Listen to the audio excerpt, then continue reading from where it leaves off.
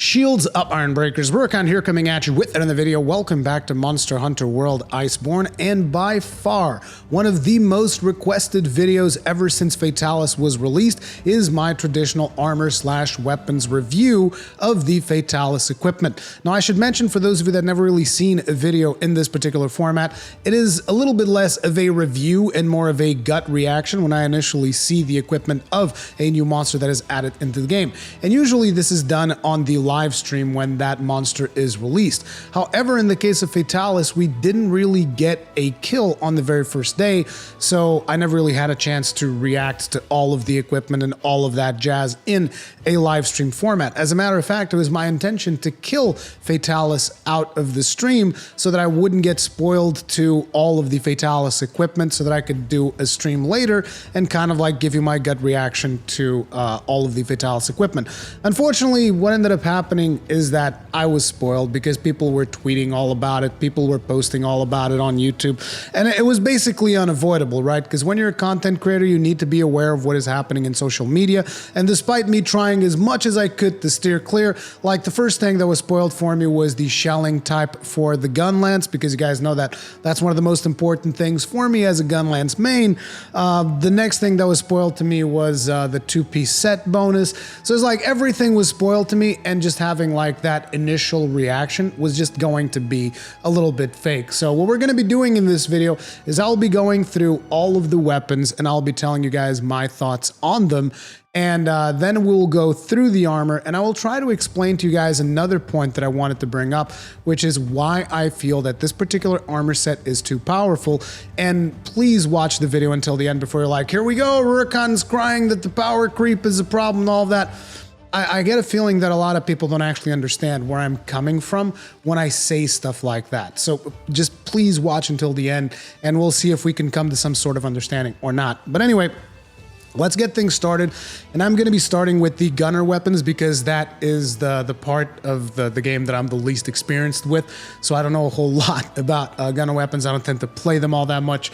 As a matter of fact, if you go back when Monster Hunter World released, you'll notice that there was never a guide for the heavy bowgun or the light bowgun, because as far as I'm concerned, those weapons are all about the ammunition types, and I don't tend to play them all that often, with the exception of the clutch cannon now and then, because that stuff is fun as hell. So let's take a look at the bow here to start things off. And by the way, the gist of most Fatalis weapons is that they are quite simply the best raw weapons in the game, the best weapons for raw damage in the game, assuming that you can overcome the disadvantage of the weapons, which is their negative affinity.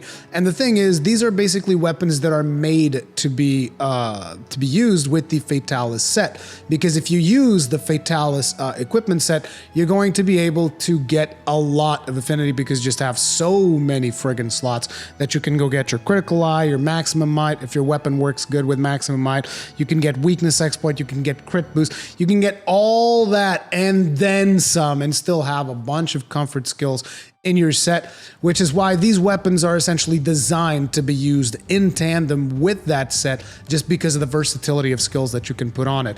So when it comes to my impression of like, oh, how good are the weapons? They're the best raw weapons in the game for every single category. That's it. They're just the best. If you want to deal raw damage, these are the best weapons you can possibly get. And when I say the best weapons, I'm talking by a large margin. I'm not talking by like, oh, it's a little bit better than, no, I'm talking like this will destroy any competition that, you know, you might have from a weapon that is close to it. The only place where I'm not 100% sure of that is going to be the gunner weapons. But anyway, as I said, let's take a look at the bow and see what that is looking like. The bow of vice and violence. And as you can see, we got 444 raw damage if we compare it with the Raging Brockie, which is another very high raw damage bow, I would imagine. It is one of the highest raw damage ones, right?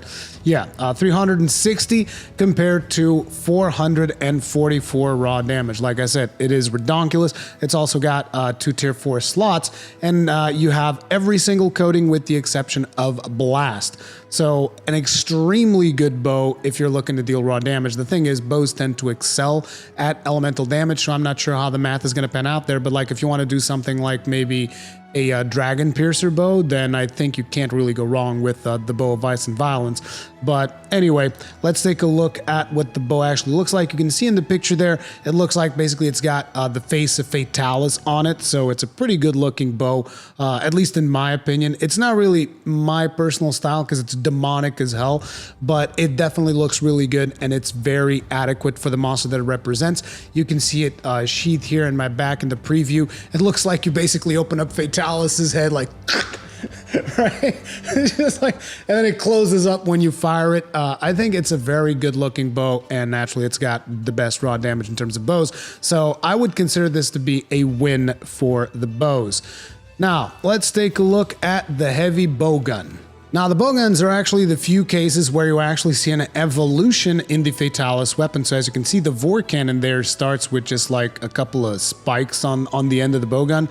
And then when you actually upgrade it all the way, it becomes Fatalis's it just looks like Fatalis's head from a silhouette perspective. Like I said previously, we got maximum raw damage. Comparing it with the light break cannon, for instance, it's sitting at 450, whereas the Fatalis one is sitting at 510. It's got negative 20 affinity. Most weapons have negative 30. That means that the heavy bowgun does not have to compensate as much as other weapons for that negative affinity, which is natural because you need additional skills to make bowgun work, whether that is spread, if you're using spread ammunition, pierce, whatever type of ammunition you happen to be using. But as with everything, when it comes to bowguns, the most important thing is the ammo. So let's take a look at the ammo here. And this one is very much focused on just being a powerhouse of raw damage. It's got eight shots of normal ammo 3, 8 shots of pierce ammo 3, 8 shots of spread ammo 3, 3 shots of sticky ammo 3. Only one for cluster bomb 3, so mostly if you want to use, the explosive ammunition, you might want to get a couple of stickies if that is your thing. It also has 3 slicing ammo. I don't know how viable slicing ammo is anymore. I don't see a lot of people using it ever since it got nerfed. But yeah, it's pretty much a powerhouse when it comes to spread shot, at least. I'm pretty sure it's got some of the best spread in the business. And in terms of looks, despite the fact that I just kind of like closed the window there, in terms of looks, it actually looks pretty damn sweet if you ask me. Like, you just get something that kind of looks like Fatalis's face, even though it isn't because it doesn't have the eyes or anything, but it looks really good. I like the skin on it as well. I really like the look of this bowgun. I think it's really, really nice, really goes well with the monster itself. And like I said, I believe it is a powerhouse, but all of you gunner mains out there, let me know if this is a good weapon or not, but it definitely feels like it. It's also got, I believe it's a wyvern snipe, which means that even for the clutch cannon, this is potentially the best clutch cannon you could, yeah, it's got wyvern snipe, so it's the best clutch cannon weapon that you can have. So even for that quirky playstyle that I like to play every now and then, this gun can be used as that. Now, the light bowgun is also all about that raw damage, and very much like the heavy bowgun, it also is one of the few weapons that actually changes the way that it looks depending on the version that you actually craft. So when you craft the first one, it's like this. Then it adds that almost like alien mouth at the end of it. I'm not a big fan of this design, I'll be honest. It just doesn't appeal to me very much. It's also got the negative 30% affinity, which kind of, I don't know. I feel like it's not as powerful as the heavy bowgun, because I mean, look, the light break gun is sitting at 360 attack, whereas the Brachydios one is sitting at 364 attack, whereas this one's sitting at 371, so it's not a massive upgrade. But at the same time, when we look at the ammo, you have rapid fire normal 2, rapid fire pierce 2, rapid fire spread 2, rapid fire sticky 2, and rapid fire slicing, which, if I'm not mistaken, this might be the only one that has rapid fire slicing.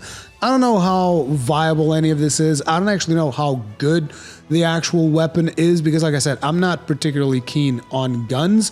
But in terms of looks, I definitely think it's a bit of an F, because I just don't like it. Like, if you like it, let me know in the comment section, but I don't know. It's kind of weird. I mean, looking at it from here, it looks all right. It looks kind of like a futuristic laser weapon almost, but I don't know. It's kind of weird, dude. The picture also doesn't really do it much justice. But yeah, let me know what you guys think about the light bowgun. That one is one of those that I'm kind of indecisive on. But anyway, let's look at weapons that I actually can say a few more things on. The most powerful greatsword in the game, because the greatsword, basically all they really care about is raw damage. And when it comes to raw damage, it doesn't get much better than this bad boy right here. This is the weapon that Team Darkside used to make the biggest possible hit in the game. But in terms of looks, I'm not really a big fan, I'll be honest. Like, I think it looks all right, but it's just something that does not appeal to me too much. I think it looks all right, but I think that there are much better looking greatswords in the game. But, you know, when it comes to raw, this is the one that you want to have. Luckily, you can layer something else on top of it, but let me know if you guys like it or not in the comment section.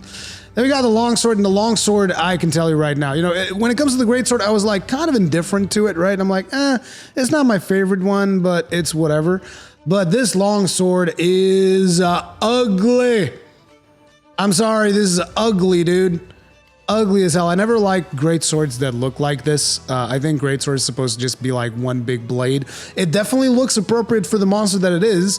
I'll give him that. It's much better than, you know, the other bits on sticks that we have for some of the weapons. But I don't know. I'm not into it. It reminds me of, doesn't Brute Tigrex one also look like this, kinda? But yeah, this particular style of longsword was never something that I personally liked. But longsword mains out there, let me know. I kind of feel like most longsword mains kind of like big katanas as well. So I don't think this will be great for them. But again, it is the king of raw damage, so there you go. Now, as someone that also plays a lot of Sword and Shield, I cannot say that this was unexpected, because I also crafted the Crimson Fatalis Sword and Shield in GU, and it looks just like this one. At least very similar. It's got that kind of forked design and whatnot. I'm not super against it, but at the same time, I don't find the design particularly appealing. It's got an eyeball in the back there, if you pay attention. It's a nice little detail. But I don't know. I always thought that this looks kind of weird, even back in GU when I crafted this weapon for the first time. Like I said, I crafted the... it was the blast version of it, so I assume it was Crimson. It was Crimson Fatalis. And it's one of the most powerful swords and shields in that game as well. But I've never been a huge fan of its design. Again, it's appropriate. It's much better than bits on sticks, but it's weird. It's also weird where they place the eye. Like, I feel like the eye would look better centered on the hilt. Instead, it's almost like, well, we got these 3 spots. We'll just put the eyeball in one of them. And it's just like, why? Such weird design choices. But yeah, I'm not into it all that much. But it was the first weapon that I crafted because it's powerful as hell. And then I just layered it with like Ruin and Gigante because it looks way better. But yeah, this is the best raw damage greatsword in the business. So if you particularly like to do the shield bash thing where you go back and then is falling shield, whatever. I'm terrible with names. You guys should know this by now. But doing the falling shield attack with this is beast, and doing perfect rush is beast as well. Let's take a look at the dual blades, and the dual blades is actually really good looking in my opinion, and I know that probably not a lot of players will agree to that, but it's also interesting what they did with the dual blades here. So for starters, when it comes to dual blades, you mostly want to go after elemental damage. So these are not like the best dual blades in the game, but these allow you to have like just a generic playstyle for the dual blades where you're not forced to constantly swap back and forth between the different elements of your weapon. But what I really like is the design of them, because they're not symmetric. They're quite unique. You have like this stabbing sword, and then you just have another bigger sword on top of it. And it's like, when I saw this for the first time, I was like, dude, dual blade mains get a massive win with this particular weapon, because the main blade is almost as big as a friggin' greatsword, dude. Look at that. Like, that is so friggin' huge. If I was someone that played a ton of dual blades, I would use this all the damn time just for the sheer size of it. It's not like a tiny blade, right? You're looking at a really, really big blade. Like, let's take a look at some of the other ones that just show up here. Like, you have the Alatreon dual blades. They're also pretty big, but like the Fatalis dual blade just looks like big and thick and girthy, right?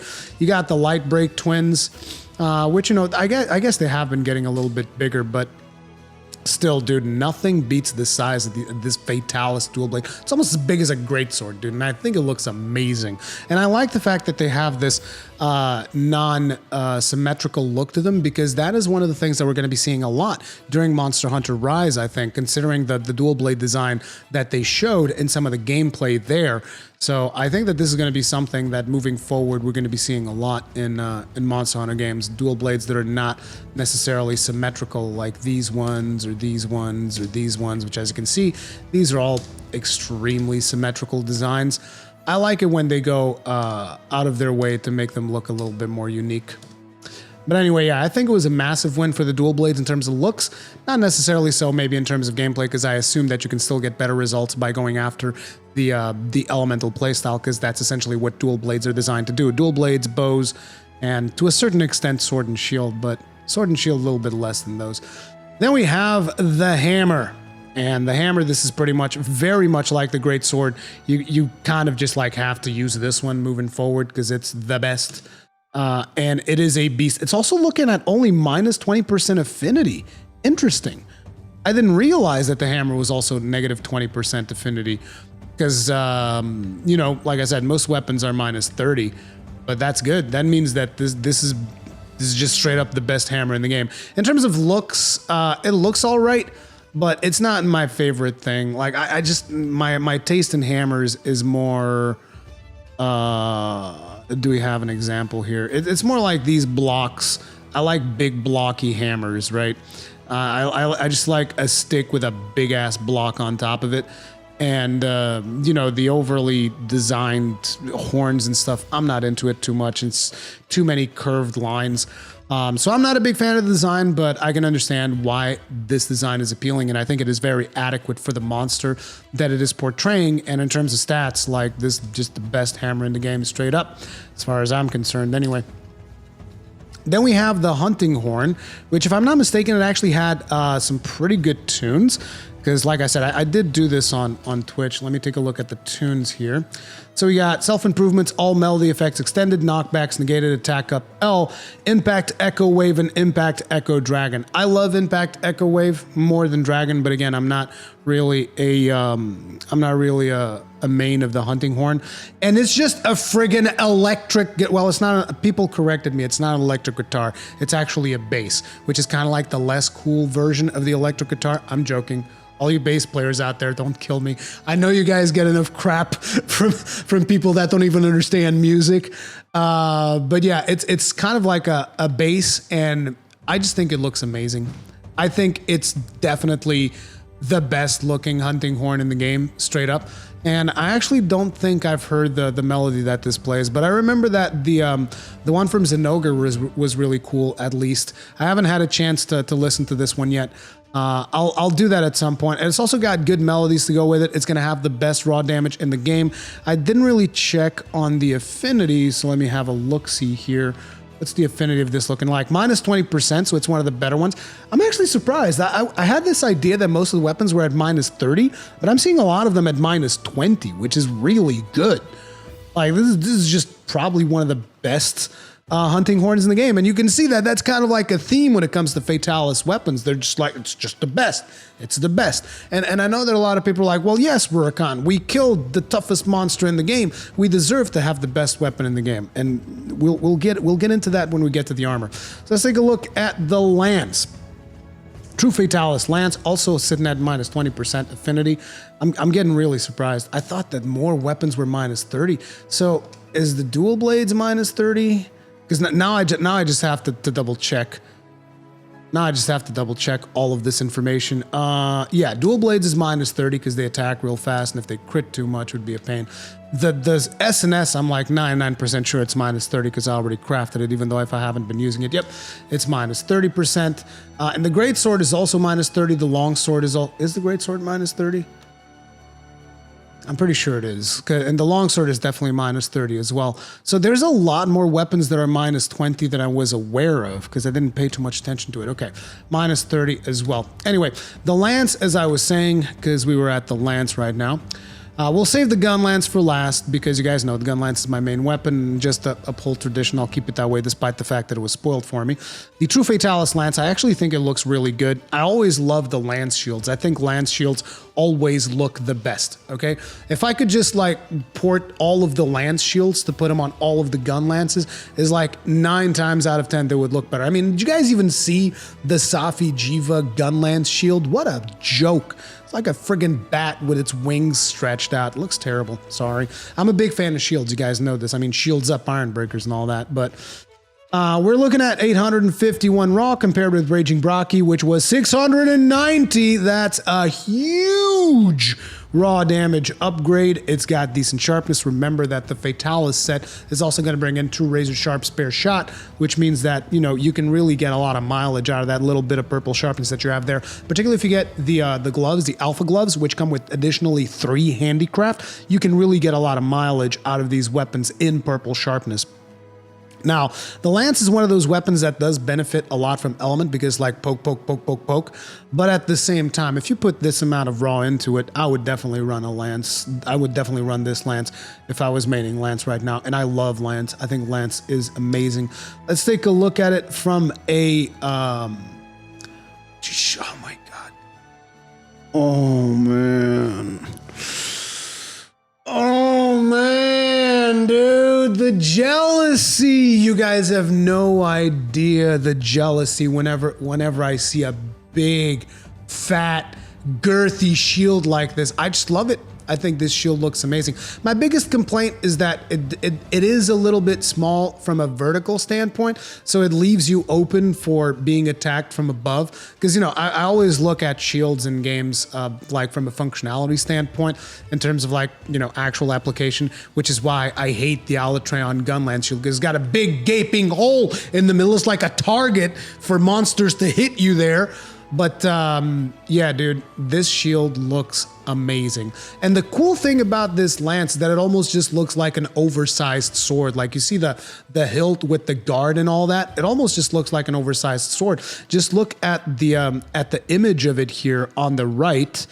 Let me see if I can find it. It is, man, there's so many friggin' lances up in here. The Fatalis Lance. I mean, look at it. It almost looks like a giant greatsword, which I also think it's an interesting design for a Lance. And then it just has the best shield in the game. This is massive win for Lance mains, particularly because it also only has minus 20% affinity. So it really allows you to slot in a lot of stuff and still be able to hit consistently hard with that redonkulous amount of raw damage. So like I said, we'll save the Gunlance for last. Let's take a look at the Switchaxe here. Now I believe that this is power impact file because again, it is all about that raw damage. These are the best raw damage weapons in the game. So let's take a look at this. True Fatalis End. We're looking at minus 30% affinity. We got 1225 attack when compared to Raging Brocky, which was one of the top ones. We're looking at almost 200 raw increase. This is bloated raw though, so you know it is what it is. But still, 200 raw is a lot of raw. It's got a little bit of dragon element. It does have power file, so it's not elemental file, which is really, really good if you want to just deal more and more raw damage. The biggest thing is that it also has the minus 30% affinity like a lot of other weapons, but at the same time, actually, when you're talking about the Switchaxe, focus is a very useful skill for Switchaxe, so they do need to go out of their way to get some additional skills. Evade Extender, I would argue, as well is an excellent skill for Switchaxe. So they do have a little bit of a disadvantage when compared to some of the other weapons, but in terms of looks, it is solid. Kind of sucks that we can't really see it with the eyeball open, but you get an idea of what it looks like on the image there. You guys can tell that it's got the eyeball at the end of the axe thing. So I really like the way that it looks. I think it is an excellent weapon. It is a little bit disadvantaged when compared to a lot of the other melee weapons because, again, I personally like to go Evade Extender and focus on it, and having to put all those comfort skills and on top of it, having to still compensate for the negative 30% affinity, I do consider that to be a bit of a problem. But at the same time, still a solid weapon, still the best raw damage weapon when it comes to Switchaxes, and it actually looks really good as well. I actually don't remember what the Charge Blade looks like, but I remember I threw a temper tantrum when I saw the Charge Blade because I thought the Gunlance was going to be one of the minus 30% affinity weapons. And you guys know that I always like to call out, I know Capcom, you love the Charge Blade. So I threw a bit of a temper tantrum when I saw that it only had my negative 20% affinity. And at the same time, Wada, who's our resident Charge Blade main, was like, how come it only has 2 tier 4 slots? Why can't it be like the Gold Rathian one and the Charge Blade just has the best slots in the business? Yeah, I know. So unfair, right, Wada? Poor you. Oh, I'm so sorry.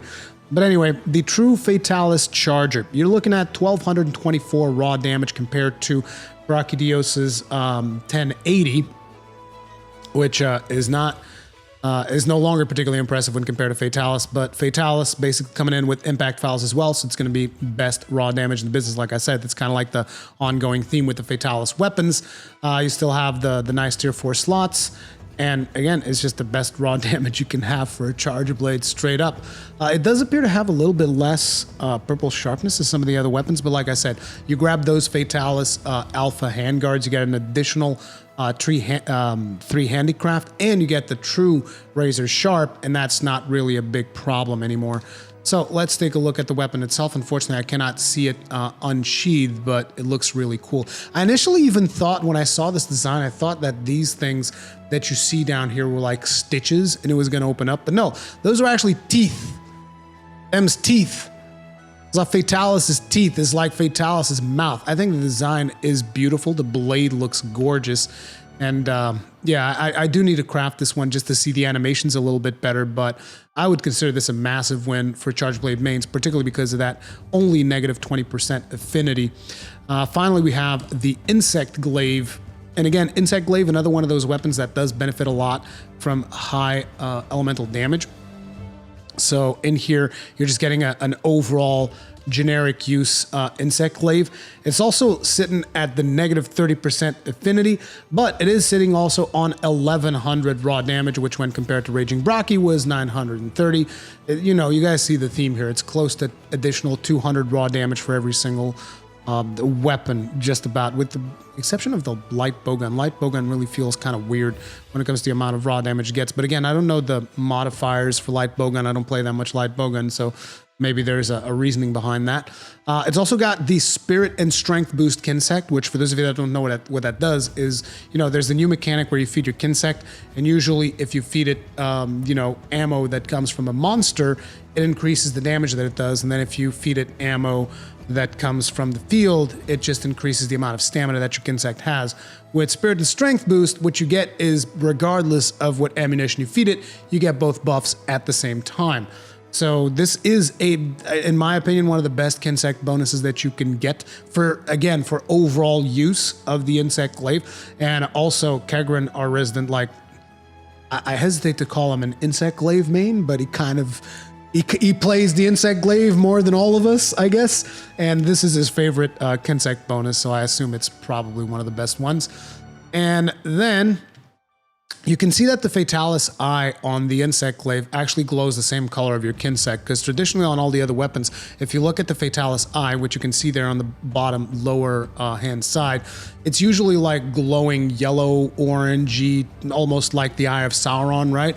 And this one is glowing purple because we have a purple Kinsect equipped right now.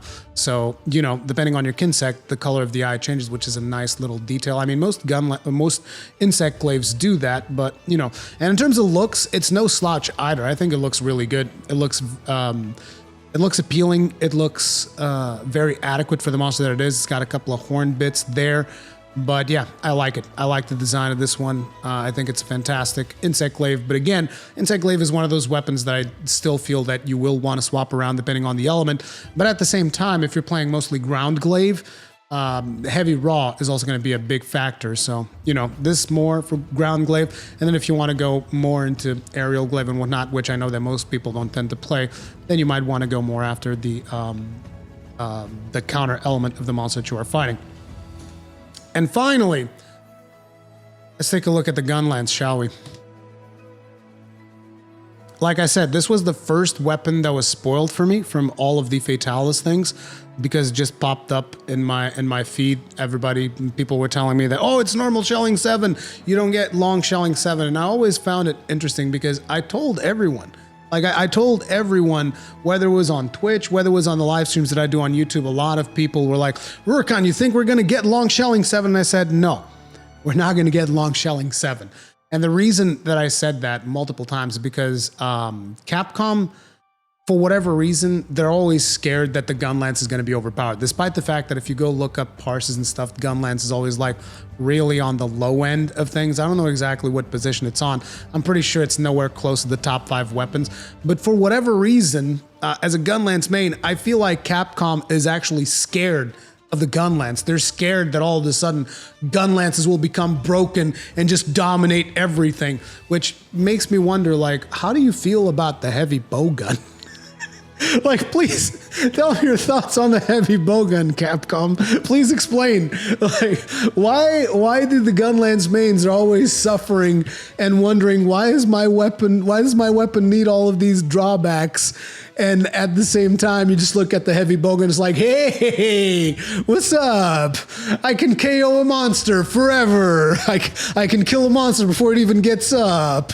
And if I get 4 of me, I can kill Elatreon in like sub 2 minutes, or whatever it was that Famito and his crew did. It's like, what do you think about that? But yeah, again, I feel like Capcom is very scared of the long shelling level 7 playstyle because of the staggered potential of just long shelling 6, and how it has the potential to make just a lot of matchups pretty much broken. Like, I remember when I first started fighting Gold Rathian and Silver Rathalos in Iceborne, a lot of my friends that were playing at the time, you know, was, oh my god, Silver Rathalos, Gold Rathian. It's like the second I started using long shelling, I just negated so much of that particular fight, which is kind of like why I feel that Capcom is particularly scared of introducing long shelling 7, because it is an extremely safe playstyle. And because of that, we're going to continue to get normal 7. We'll probably get normal 8 before we get long 7, if we even go that far, and maybe even wide 8 before we get long 7. And it was interesting because at the start of Iceborne, it was the other way around. They were more scared of wide. They were so scared of wide that when they put the Rajang Gunlance, I was like, dude, what is this trash? It was such a bad Gunlance. I remember that I even told everybody, guys, this Gunlance is terrible. And people were like, well, what are you saying? The Gunlance is amazing. It's got wide shelling level, what was it, 6? It's got wide shelling level 6, Rurikhan, isn't this what you wanted? And I'm like, I just wanted it to be good. It's trash. And the Gunlance was trash. It had like negative affinity. And the interesting thing is, if I'm not mistaken, it was the only Rajang weapon that had negative affinity was the Gunlance. And I was like, dude, what are you doing? So Capcom is very confused with Gunlance balancing, which is why I don't think we'll ever see long shelling 7. And if we do, I would expect shelling to be nerfed either in the stagger values of shelling or whatever, right? So when I saw this Gunlance, I was like, oh, but it's only got minus 20% affinity. That's actually cool. And at the same time, it has one of the biggest raw damage increases. Like, I actually ran the numbers for it in my slap Gunlance video. And this is sitting at 690. If you do the math, it actually is 300 true raw. This is without the bloated values. For those of you who don't know what bloated values are, essentially all of the values in Monster Hunter World are multiplied by this arbitrary multiplier number to kind of make it to kind of give people an idea of what to expect from the damage of weapons. So let's put it like this. Most weapons that are on the same tier should have around the same true raw damage, but at the same time, you're looking at Gunlance with like 500 damage, and then you're looking at great swords in the same tier, which might have the same raw damage, and it's going to be like 800 damage. It's to exemplify that, like, look, when you hit with this big weapon, it's going to make a bigger number, but ultimately everything kind of like evens out in terms of damage that it can do. So they do the bloated values in Monster Hunter World, which kind of sucks. I think most people that play Monster Hunter hate bloated values. We can all understand the concept of like, look, okay, this weapon attacks faster, so its hits are going to hit for less because of the motion value and all that jazz. But, you know, Capcom insists on giving us these bloated values or whatever. I hope that Rise does not have bloated values. I really hope they do away with that stuff. But I guess it is easier for newcomers to understand. But ultimately, the important thing to retain here is that this has 300 true raw damage, whereas the Fatalis one has 390. And as you can see, it's just redonkulous. You got 690, and in here you're looking at 897. That's 207 more raw damage, which is a lot. It is a lot of damage. It's also only got negative 20% affinity because you need like a whole arsenal of skills to make the Gunlance work, like artillery, magazine, evade extender, guard up, etc., etc. You just need like a whole army of skills to make this stuff work. The shelling type being normal 7 is great because I do like the normal playstyle. The biggest problem with it is on account of the fact that it's got negative affinity, because with the Gunlance, you need, in my opinion, just need too many skills to make this thing work. I did make a normal 7 shelling build for it, and then the problem that you have with the Gunlance is also the Wormstake Blast. It's just a serious issue. I tried using shelling with normal shelling on Fatalis, and I was like, this is terrible. It's terrible. Which is why I ended up going with the slap lance. I know that you can use long shelling, and people are doing good. They're doing good times with long shelling 6, but it's still a little bit disappointing. Now, in terms of looks, it has grown on me. The one thing that I'm not a big fan of is the shield. Again, for whatever reason, Gunlance shields are always tiny and feel a little bit puny when compared to the shields of the Lance. This one is actually not even one of the worst ones. It looks thick enough to withstand a couple of blows. In terms of the design of the Gunlance itself, I think it looks really good. It's got the eyeball there, and at the same time, it also has like a big cannon that you can't really see, but I can show you because this is one of the few weapons that I did craft. If you guys notice there in the middle, it looks like it's just got a big gap, right? But if you actually draw the weapon, where is it? Poses, weapon pose. A cannon comes out that takes up that whole middle section, and it actually makes it look really good. So initially when I first saw the Gunlance, I was like, I'm not sure about that gaping hole in the middle, but after you fill it up with the cannon, then it looks friggin' outstanding as far as I'm concerned. It really has grown on me, this particular Gunlance. I just wish that Wyvern Stake Blast wasn't a thing, because if Wyvern Stake Blast wasn't a thing, I would be shelling a lot more than I do. But because of the fact the game is balanced around Wormstake Blast, then I end up going Slap Lance for the harder monsters that move too much, and then use, you know, normal shelling whenever there's a monster that doesn't move as much as some of these recent challenges that we've had. Now let's talk about the armor itself, and we're going to start by looking at the beta set, because usually those are the more meta sets, so to speak, because you have more slots to work around with, and you don't have a lot of skills already pre-built into your set. Even though, in the case of Fatalis gear, in most cases, I would actually advise you guys to go beta helmet, beta chest piece, beta legs, and then go alpha arms and waist, because you get an additional weakness exploit and critical eye in the waist for very low cost, and you get 3 handicraft in the hands, which really go very well with the Fatalis weapons. But anyway, let's start by rating it in terms of looks. And I'll tell you what, initially when I first saw this, I was like, I don't know about it. It's really demonic and all of that. But when I take away the helm, because usually I like seeing my hunter's face, so I end up wearing something like the leather headpiece, which is just a bunch of goggles, which kind of goes hand in hand with the Gunlance in my opinion. When I put that on, I actually kind of like it. It looks demonic and whatnot, and when you draw your weapon, the wings kind of spread out a little bit, but I liked it. I ended up actually liking it. Initially, I was not really too much into it, but after playing around with it for a little bit, I liked it. And the alpha set I actually like even more, but I don't know, there's something about the wings that has kind of grown on me, and it represents a lot about the Fatalis lore.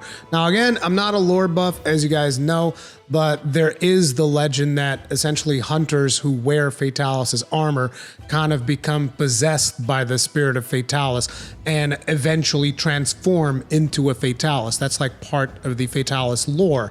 So the fact that the armor has realistic wings like that could signify the first, the first signal of your transformation into a Fatalis, which is kind of really cool. And yeah, I like the armor design. I think it looks good. I don't like, I actually don't like painting it though, because you can't really do bright colors on it because it looks, it doesn't look good. You have to do like very low brightness colors if you want to be able to maintain any semblance of reality. And even then, I don't know, it just kind of like stands out too much. I feel like I didn't play too much with colors so far. I've just been using the default color of it. And I think in the default color, it looks great. But when you start coloring the pieces and whatnot, I just don't like it. But anyway, let's talk about in terms of skills. And I already talked about this in my Gunlance video that I did. But in the just regular Fatalis beta, you're looking at 3 stun resistance, weakness exploit, and evade window. Weakness exploit, 2 critical eye, and evade window. Evade window is pretty good for just about every weapon, even though a lot of weapons you don't actually need it. But it's still good. It helps you dodge some stuff a little bit better. It gives you a little bit more comfort. And in the alpha set, you're looking at also adding guard on the helmet. So it's good more for like the lance or even Gunlance if you're going for block. You also have 2 evade window in the chest instead of 1. You have the 3 handicraft in the gloves, which like I said is really good. You have 1 more point of critical eye and 1 more weakness exploit in the belt and 2 additional handicraft in the legs if you want to go full out 5 handicraft, which I don't think you need. In my opinion, I think the 3 handicraft with the skills that this set brings is more than enough. Now let's talk about the Fatalis set bonuses though. So the 2-piece set bonus is busted. It's completely busted. I don't know how anyone could even defend that it is not grossly overpowered and just like completely puts any other armor set in the dust. It increases the level skill cap for the skill secrets. This is all skill secrets. So after you get this, you want Agitator 7, just slot in 7 Agitator, boom, you're good to go. You want 5 Artillery, slot in 5 Artillery, you're good to go. All of that jazz. Any secret skill. Want 5 Maximum Might, or whatever it is, the cap of Maximum Might, slot it in, boom, Bob's your uncle, good to go. So this is just way too powerful. And the reason why I say way too powerful, by the way, because I know that a lot of people are going to bring up, dude, we killed the strongest monster, we should have the strongest armor. Here's the thing. I'm not saying that the armor shouldn't be strong. I'm saying that there should be other armor in the game that would make you want to make a decision between this armor and another armor. I'm not saying Capcom needs to nerf this. I'm saying that other armor should be brought in line, at least a couple of more choices so that you actually have to, you know, select a different set. You're like, oh, maybe I'll use this one, maybe I'll use that one. There's like, there's another set bonus that is somewhat competitive. You can get a little bit more damage with that set bonus I hear on elemental weapons, and that is True Crit Element, which is the Silver Rathalos set. And you can actually mix and match Silver Rathalos with the new USJ set, which is the Azure Era Armor or whatever it's called. You can mix and match those, and you know, getting the 4-piece bonus of True Crit Element is actually something that can compete with this for like bows and dual blades and maybe insect glaives, I'm not entirely sure. But ultimately you can get a lot more comfort skills with the Fatalis set, and the damage increase I feel doesn't really make it that relevant because it's a little bit more damage, but at the same time, the amount of comfort you can squeeze out of a Fatalis set just kind of like overcomes it. And then you also have the 4-piece bonus of the Fatalis set, which is True Razor Sharp Spare Shot. So basically your sharpness goes down a lot slower, and you have the Narga, it's basically the Nargacuga bonus, the 3-piece Nargacuga bonus, for those of you who know what that is. So if you're a gunner, there's a chance that you don't consume ammunition. I think it's like 45% chance, I'm not entirely sure. And if you're someone who's a blade master, your sharpness is not going to be a problem. So a lot of people still say, oh, but Master's Touch is like, this is kind of like Master's Touch with the added bonus that you don't actually have to crit It just reduces your sharpness much slower than Master's Touch. It's not as good if you have like a 100% crit set, but if you don't have 100% crit, this will do just fine. This will let your sharpness go down real slow. To give you guys an idea, I don't need to sharpen my Gunlance ever in the Fatalis fight. With only 3 handicraft, I never have to sharpen my Gunlance. With the Slap Lance playstyle. So I also don't think I ever have to sharpen my Sword and Shield. I might, but even if I have to, there's like 2 breaks during the Fatalis fight when he's breathing his fire that you have time to sharpen. So technically speaking, you're never really stopping the fight to sharpen your weapon with True Razor Sharp Spear Shot. But that's not the only thing it does. It also gives you health/stamina plus 100 at the start of the quest or after fading. What does that mean? Well, basically, it's the same thing as you having health boost level 3 and taking a max potion every single time. And with the stamina side of things, it's the same thing as you having the old Monster Hunter World Lunastra set bonus, which was it increased your stamina cap. So basically, your stamina gauge becomes as big as your health gauge, and it's always maxed out. If you die, it's instantly maxed out, regardless. You start a new quest, instantly maxed out. So you don't even have to slot in for Vitality Boost. Not only you have the most amount of slots known to man, at the same time, you still don't need to slot for Health Boost for Comfort because the set just gives it to you for free. So like I said, it's extremely powerful, and a lot of people, again, you guys are like, I mean, but we beat the game, right? Let us just break the game at this point. But my argument is, like, I really like chasing down different sets in Monster Hunter because they give you different benefits. That's something that I did a lot in Generations Ultimate, for instance, is I would be constantly hunting different sets, whether it was because I wanted artillery for my Gunlance. I hear Gunlance main say because artillery and GU is actually a joke when it comes to the Gunlance, but I still play artillery because I'm dumb like that. But, you know, there were multiple sets that you would actually want to craft to check out different special effects and whatnot. I checked out, for instance, stuff like the Composed skill, which was very interesting, and the other one that I forget what it was that changed the effect of your arts and whatnot to deal additional damage, and in the case of Absolute Evasion, you would evade twice. So I played around with a bunch of different skills, and it was really fun to constantly still be like, oh, I want to check out this other thing. So like, for instance, oh, let's go get Deviant weapons for Sword and Shield, because there's a bunch of really good Deviant weapons, right? And you know, even get Deviant weapons for Gunlances and stuff like that, right? And in this game, there's just not usually as much of that, and there never really was throughout the evolution of Monster Hunter World, because what ended up happening is new monster comes out. The weapons from the new monster, they're the best. So like, you know, friggin' Raging Braki comes out, the best. When Safi Jiva came out, the best. When Kolv to Roth came out, the best. And it just kind of like makes all of the other monsters irrelevant. I'm not saying that these weapons need to be nerfed.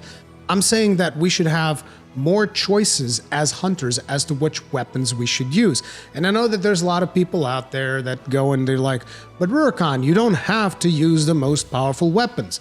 And it's like, well, yes. And you know, if I'm flying straight to America, for instance, on a plane, I don't have to go straight to America. I could fly through China, but I probably won't. So it's kind of like the same argument. You can use weapons that aren't as powerful. Yeah, you can. You know, you can use a broken sword in Dark Souls. Why not? I'm not saying it's the same thing, but it's like you can. That doesn't really solve the problem. That it's just like when it comes to most of what comes after Fatalis, it's just like the Fatalis is going to own until, you know, they come up with, I don't know if Arch-Tempered Velkhana is going to stand up to some of this Fatalis gear, but that's kind of like been the theme, right? You know, new monster comes out, better weapons and all that. And I understand that, you know, when it comes to looter games and stuff like that, that is kind of like the case, for instance, for Destiny. You know, new raid comes out, you get the best weapons from the new raid. But I feel like Monster Hunter wasn't necessarily like that.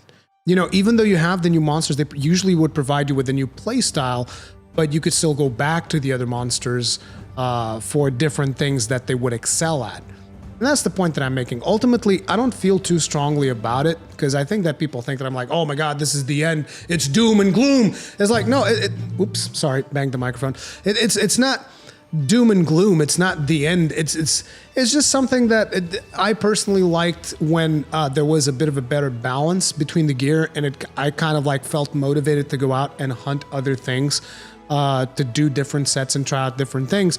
Whereas in World, it has constantly like been, oh, new monster comes out, boom, best weapons from the new monster, much better than any other monster, like on a scale that is unprecedented. Like particularly with Fatalis stuff, like you just look at the raw damage difference in the weapons, you're like, oh.